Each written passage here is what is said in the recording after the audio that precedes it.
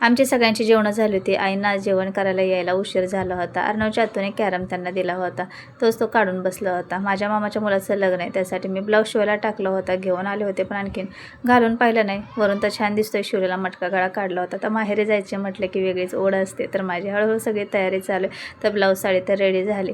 त्यानंतर माळ्यावर आले होते, शॉर्ट आणि लॉंग व्हिडिओ रेसिपीचा अपलोड करायचा होता। माळ्यावरती रेंज असते तर पटकन व्हिडिओ अपलोड होतात, तर लगेचच खाली गेले। तर इथं मुलं परत कॅरम काढून खेळत बसलेले, त्यांना सुद्धा खूप बोर होतंय। असं झालं की मम्मी कधी आपण गावाला जातोय, आणि मुलं कॅरम काढून खेळत बसले की मनोबाईचं असं असतं की तिला कॅरमवरती येऊन बसायचं असतं।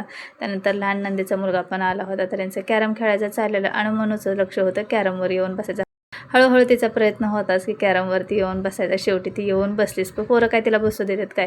त्यानंतर मग आज जेवणामध्ये मेथीची भाजी बनवायची होती, स्वयंपाक करायचा होता। खूप कंटाळा आला होता, कारण खूप जास्त गरम होतं, त्यामुळे मी किचनकडे बघायची आणि बसायची। परत अळूची पानं पण घेतली होती, खूप दिवसातनं अळूची पानं आणली होती वड्या बनवण्यासाठी। म्हटलं करते उद्याच्याला आज मेथीची भाजी आणि वांग्याचं कालवण करते। तर गॅसकडे बघते बसते। असंच होता शॉर्ट व्हिडिओ, गरमीमुळे किचनमध्ये जावंसंच वाटत नाही। बाय, सबस्क्राईब करा।